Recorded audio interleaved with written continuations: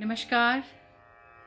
International Dogra society की मतियां मतियां ममारखां ते मता मता धन्नवाद। तुस बड़ा शैल काम करा दे हो, बड़ा शैल इनिशिएटिव लेता तुसें जेड़ा कि साड़ी डोगरी जबान ते साढ़े डुग्गर कल्चर की सारी दुनिया तक पहुँचा दे हो।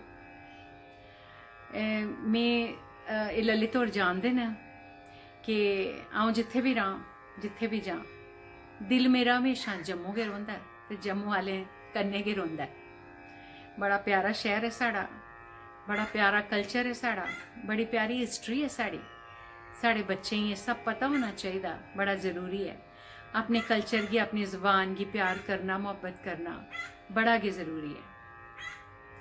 इसलिए अस सारे एक बड़े मुश्किल दौर चों निकला ने आं ते उम्मीद है ते दुआ करी सकने आं, प्रे करी सकने आं कि सारे पूरी दुनिया जड़ी, पूरा संसार जड़ा है इस मुश्किल टाइम चो निकले, इस कष्ट चो निकले। ते मेरा ख्याल है कुदरत असें एक कोई सबक सिखा दी है ते I hope that we all learn a lesson from this. मैं जिसले गलबात बड़े चिर होया मैं कोशिश करा नी आं रिकॉर्ड करने दी, पर बाहर तुस शायद आवाज़ आवा दी होए, पक्खरुएं इन्ना शोर पाए दा डोगरी च जिसी आखदे करलट पाए दा। मैं कुछ रिकॉर्ड गै नहीं करी सकदी क्योंकि इन्ने बाहर पक्खरू पखेरू जेह्ड़े ने बाहर बैठिए ते अपनी गपशप मारा दे न। उन्हें भी मौका मिलेआ ना। सो अच्छा, एक गाना जड़ा मेरा बड़ा मशहूर है, बड़ा फेमस है, रामलाल शर्मा हुंदा लिखे दा। ये मैं बड़े साल पहले इसी ऑल इंडिया रेडियो वास्ते रिकॉर्ड किया हा ते अज तक लोकें गी याद है ते लोकें भी एह्दी फरमाइश बड़ी होंदी है ते ओह् मैं थोड़ा जिहा सुनाने की कोशिश करनी आं। मैं उम्मीद है कि तुसें पसंद आएगा।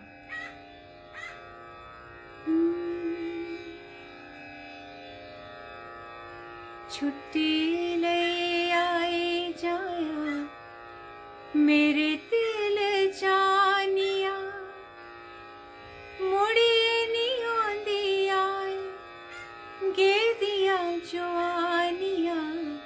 छुट्टी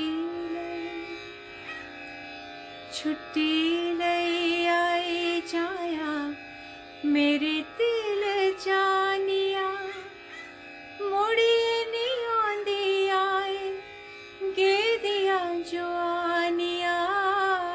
मुड़िए नहीं आंदी आए गे दिया जवानिया। छुट्टी ले